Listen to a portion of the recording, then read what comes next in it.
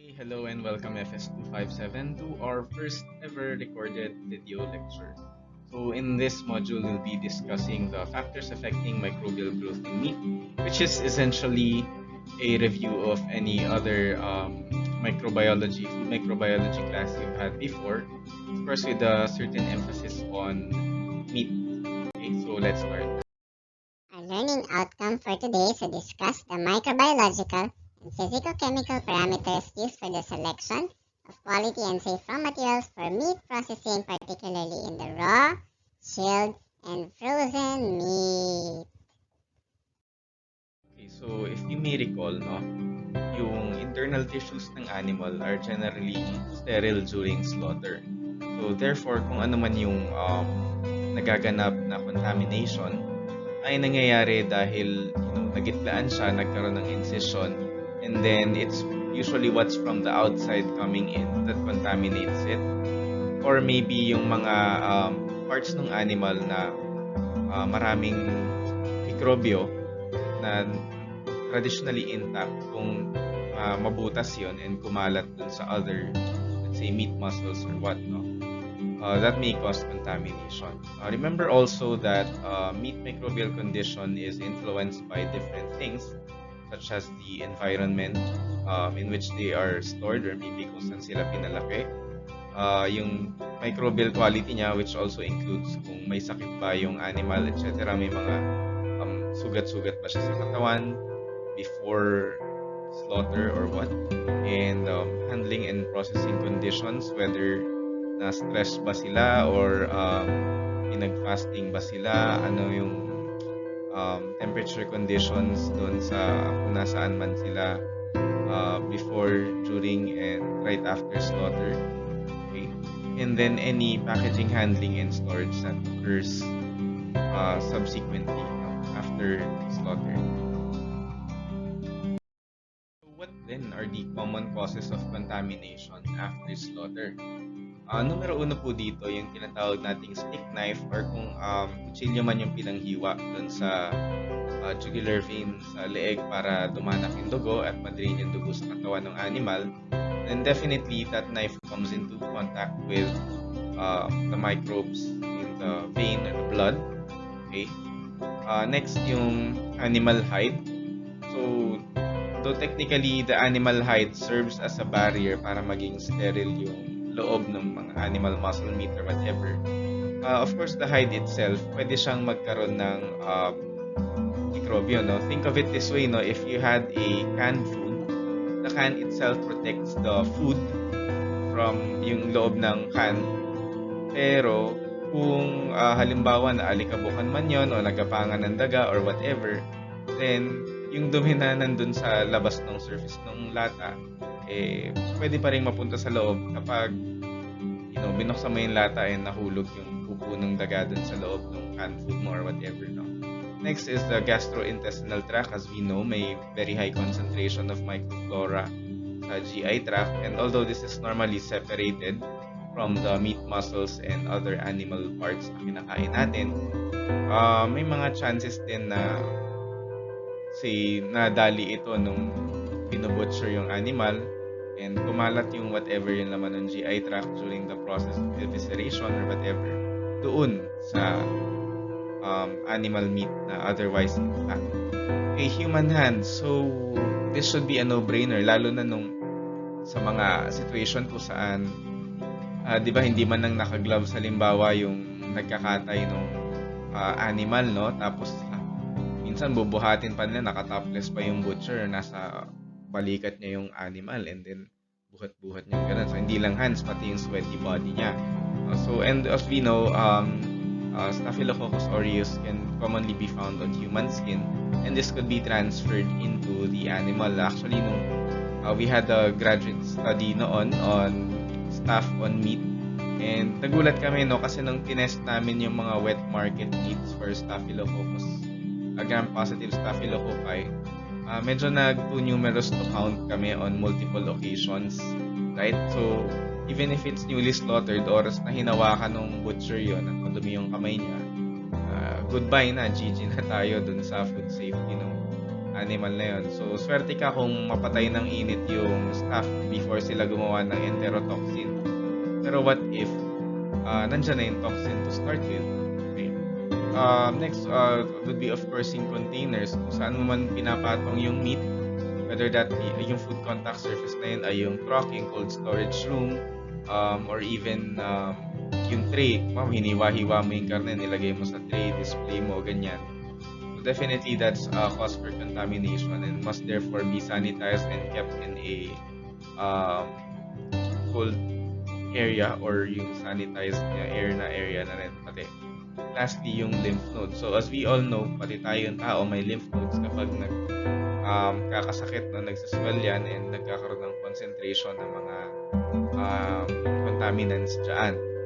So definitely yung mga animals may lymph nodes din and if you're the butcher or kailangan na hindi mo tamaan yun or might as well kung magaling ka mamili ng meat, choose one that doesn't have very pronounced or swollen lymph nodes. So this one is more or less a review pa rin, although some of you may not be aware about the redox potential. So we look at these things, no? One by one. So starting with pH, alam naman po natin na pH, the hydrogen ion concentration, is a very important factor in food microbial growth, and that most microorganisms grow best at the pH neutral range or yung around 6.6 to 7.5, and the best way to retard them is to have a food with a pH below 4, yung tinatawag nating high acid. Generally, bacteria tend to be more fastidious compared to yeasts and molds. Okay? And sa bacteria, yung pathogenic bacteria yung pinaka-fastidious or pinaka-likely na maging sensitive sa slight changes in pH. So, sila yung unang namamatay kapag kinontrol natin yung pH na product. Alright, regarding meat and dairy products, unfortunately, karamihan ng meat products ay nandun sa close to neutral pH around 6 or 5, no? As you can see here. Of course, yung dairy products, may mga acidic because as we know, for example, merong lactic acid dun sa milk, di ba? Or of course, sa butter. But nonetheless, most dairy products are still somewhat near neutral pH.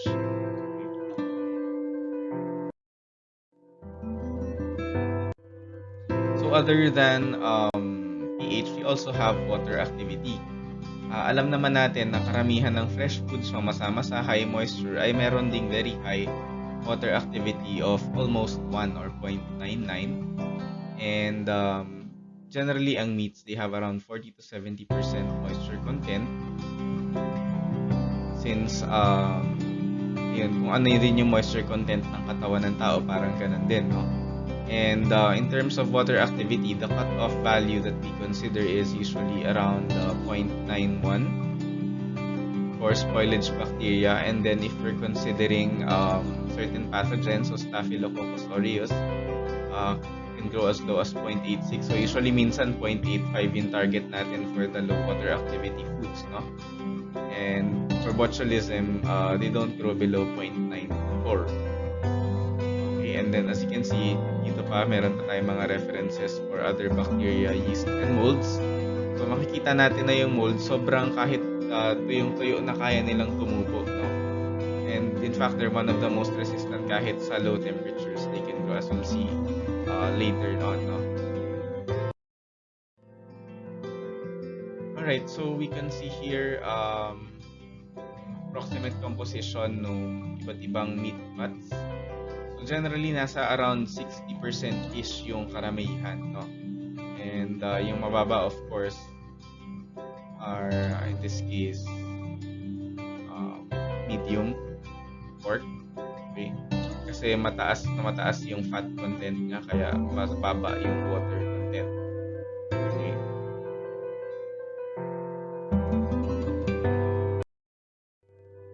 Alright, next we look at redox potential. So again, baka yung iba sa inyo hindi pa ganoon ka-familiar dito. Generally, when we say redox potential, as we can remember from your chem, is the ease with which the substrate loses or gains electrons. So, di ba, meron tayo nung high school yung sabi nila, Leo-Ger, lose electron oxidation, gain electron reduction. Okay? So, if a meat is highly oxidized, it has positive electric potential, and which is measured in millivolts. So, in this case, for example, minced meat have positive electric potential of 200 millivolts, and the highly reduced or negative electric potential, negative kasi nga gain electron reduction. Electron has a negative charge, so if you're reduced, you gain an electron. Therefore, yung electric potential niya is negative din. For example, here, solid meats usually have an electric potential of 200 millivolts. So, ano bang kinalaman nitong electric potential sa bacterial growth? Apparently, malaki. Okay? So, the characteristic oxidation reduction potential of original food is one of the factors for redox, no? So, the food itself. And then, there's also its ability to resist change in potential. And it's also a factor of oxygen in the atmosphere and how the atmosphere has access to food. Kasi nga, kung oxidation, may kinalaman ito sa oxygen, di ba, na available for the reaction to occur. Okay, so as you can see in this figure from J, so ito yung makikita natin yung electric potential ranges. In this case, minus 421 millivolts to 816 millivolts. And kung anong klaseng mga meats yung may ganong klaseng electric potential sa ranges na yon. And at the same time, kung ano yung kinalaman ng microbial growth. No? So, as you can see here, at highly negative redox potentials,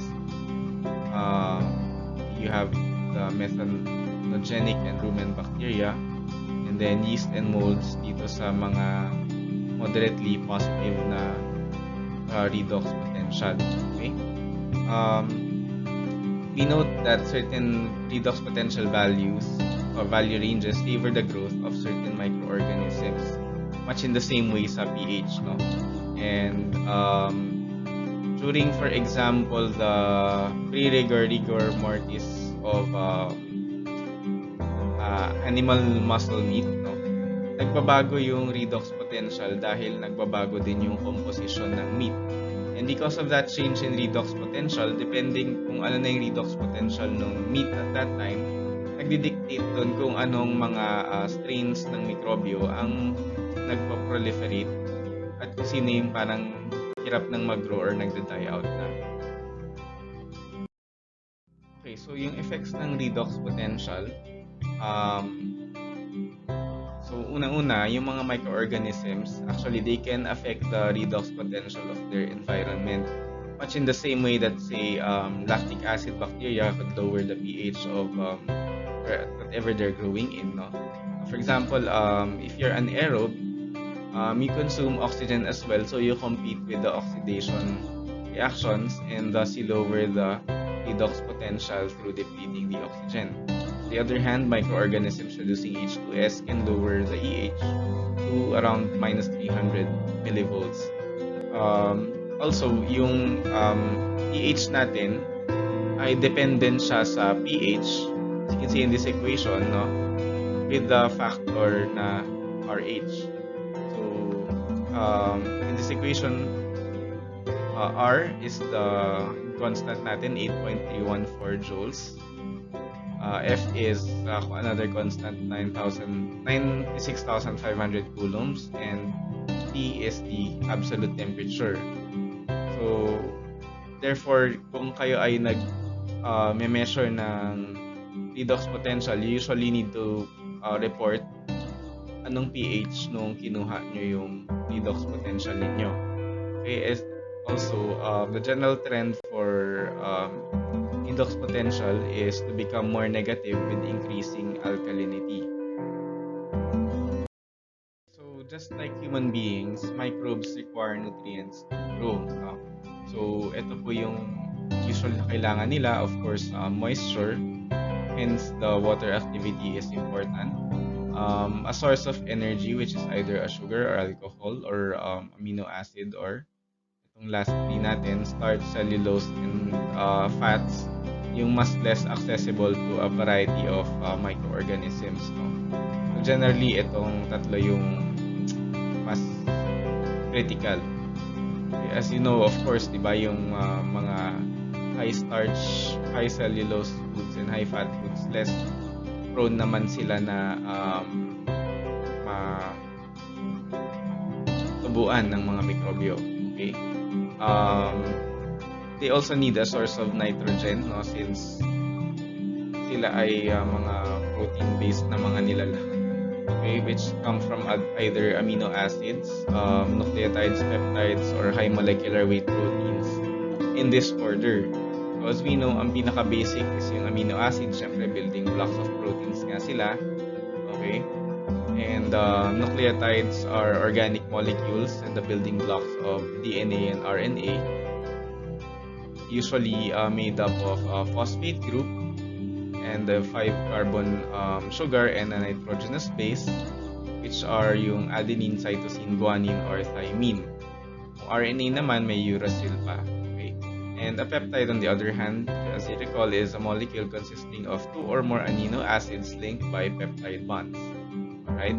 And of course, high molecular weight proteins, yan na yung mga dikit-dikit na mga napakahabang chain ng mga amino acids. Okay. Especially in meats, no, yung B vitamins are crucial for the growth of of the microorganisms, no. So kaya mas madaling ma-spoil ang meat among other factors consideration. And of course, like us, they also need some minerals. Again, in terms of fastidiousness, the most fastidious are gram-positive bacteria, then gram-negative bacteria, then yeasts and molds.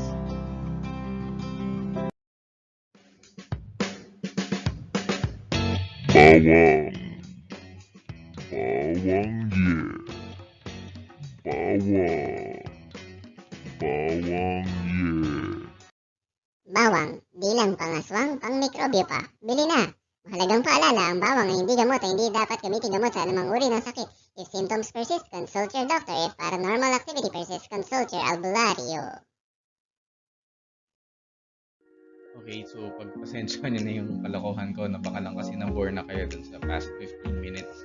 Anyway, so where were we? Antimicrobial constituent. So kaya po bawang yun kasi ang bawang ay isang matinding antimicrobial. Kung napapansin nyo po, yung humble bawang na natatagpuan sa ating kusina, mga ma'am, sir, ayan, diba? Parang napakatagal niya, halos immortal siya, hindi siya masyadong tinutubuan ng mga mikro-mikrobyo, pero of course, minsan may parang mga blackish or greenish molds doon kung talagang 2 months na siyang hindi nagagamit para sa mga ulam, no?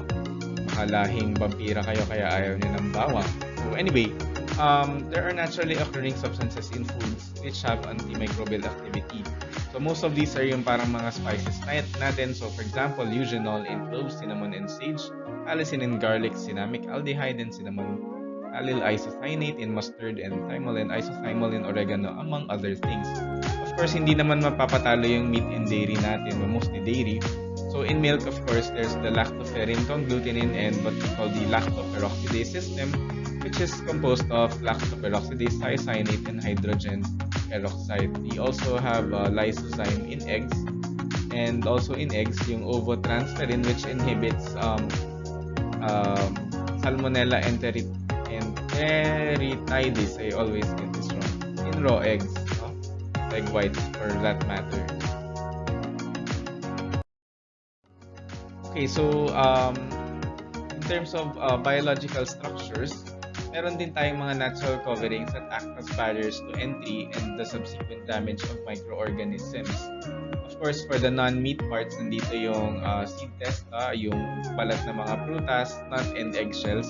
But mainly for the animal, yung animal hide or skin nila. So, nandun lang sa labas ng balat, nag-stay yung mga microbes.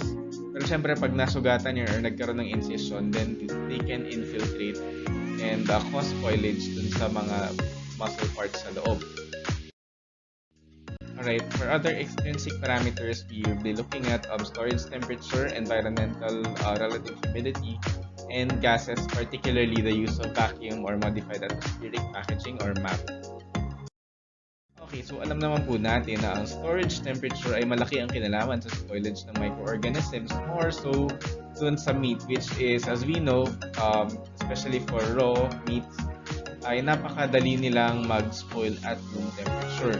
So recall po muna natin na based on the growth range and optimal growth temperature, we have three classifications of microorganisms. No? There are your cycrotrophs, the mesophiles, and the thermophiles. Of course, the cycrotrophs are the ones which can grow in refrigerated conditions and optimal growth slightly below our room temperature, no? Parang pang Baguio na temp yung optimal growth nila.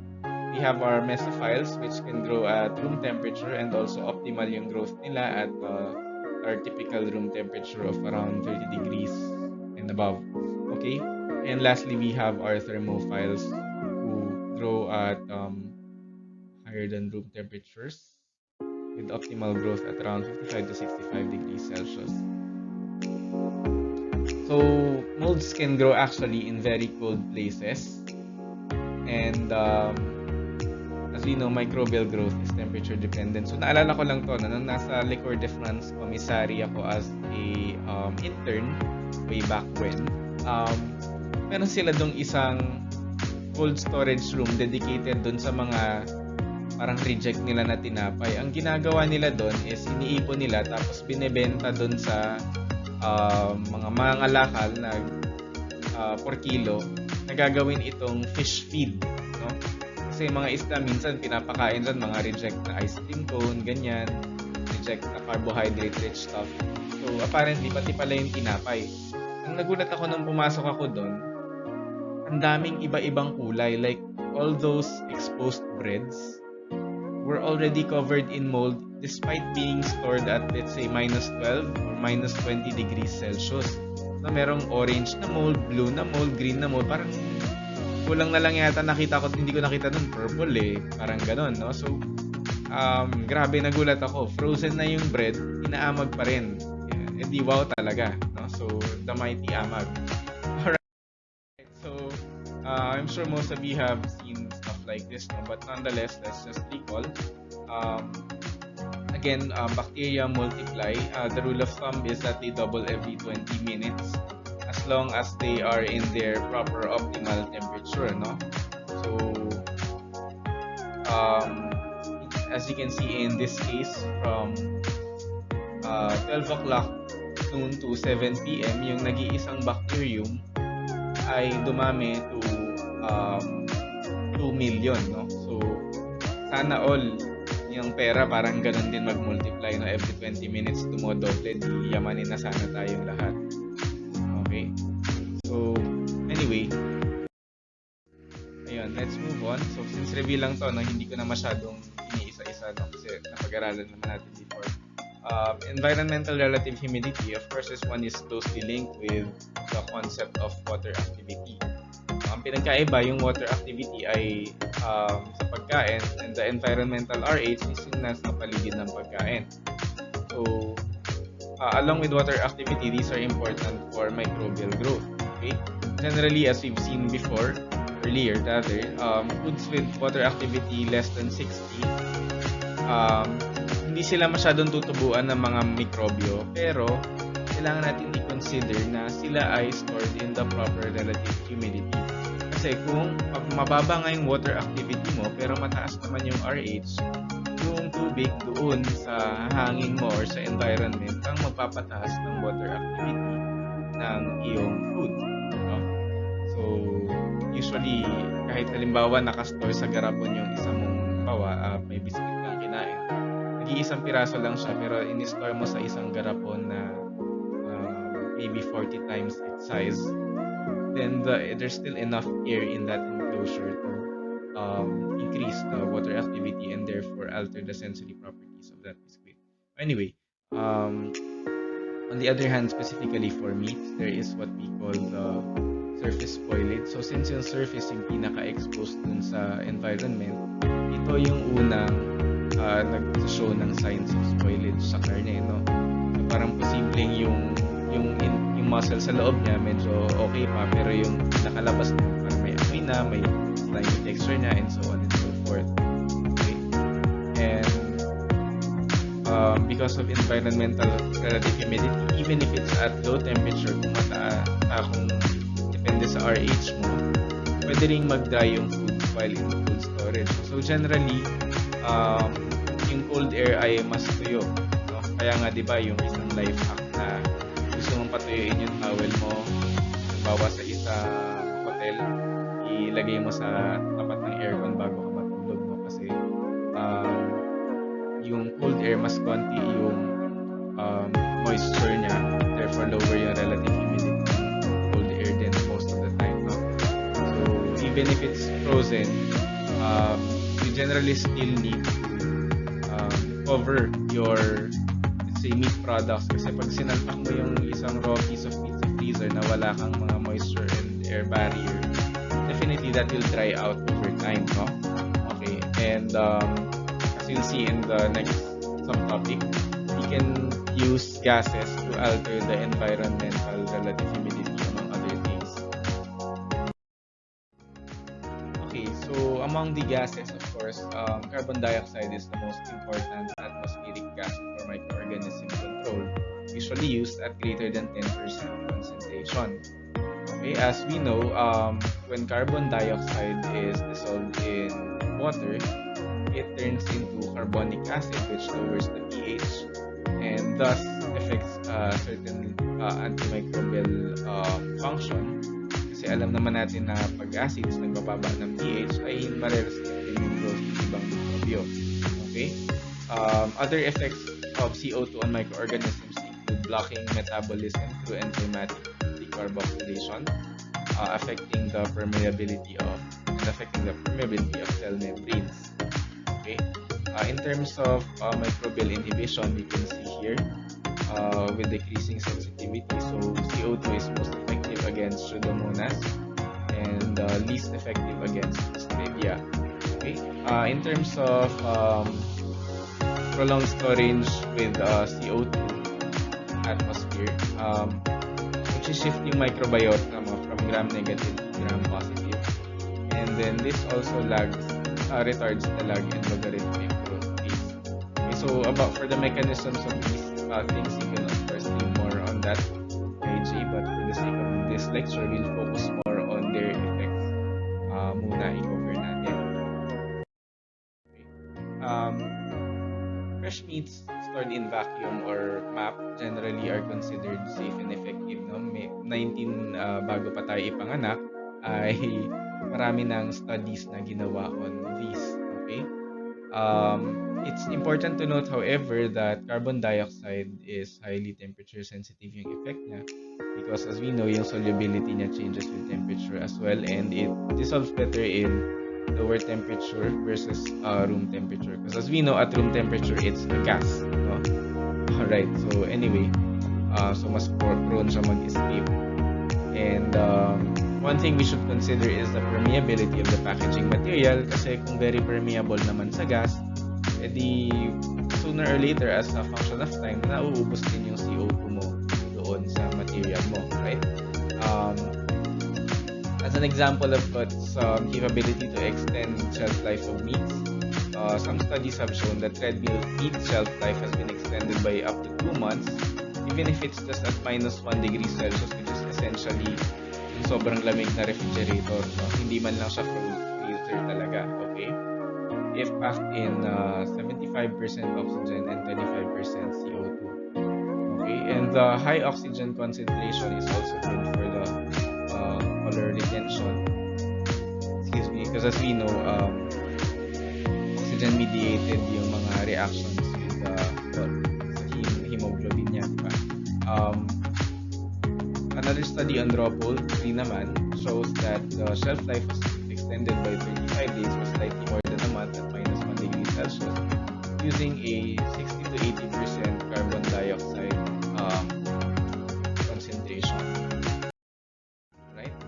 Meron din of course mga safety concerns naman sa vacuum and map food. First is, required pa rin na meron kang hurdle to address Clostridium botulinum because as you saw earlier, least yung effect ng CO2 sa mga Clostridia species. No? Okay, so for examples of these are making sure that the products have a water activity below 0.93, or have a high acid, or are cured with salt or nitrites, stored frozen, or contain competitive microflora. Okay, it's also possible na mag-grow yung Listeria monocytogenes at refrigerated conditions, so we need to look out for that. And then other studies indicate that Staphylococcus aureus, which is one of our best known pathogens, was not restricted in its growth when vacuum packaging was used. No? So hindi ito cure all talaga, pero it does help extend the shelf life to a certain degree. Okay? Of course, as we know, when you do vacuum packaging, you essentially reduce the amount of oxygen available for aerobes to use, among other things. No? And of course, there are certain reactions to occur. What causes spoilage then in vacuum or map foods? Usually, lactobacilli or yung B. thermos facta na mga microbiome. Right? And these are affected by, among other things, the degree of cooking or presence or concentration of nitrites, the psychotrophic or cold-loving bacterial load, and how much oxygen is removed, as well as the pH. Siyempre, lactobacilli. Ganda natin yan, mga pang high acid ang peg niya mga yan.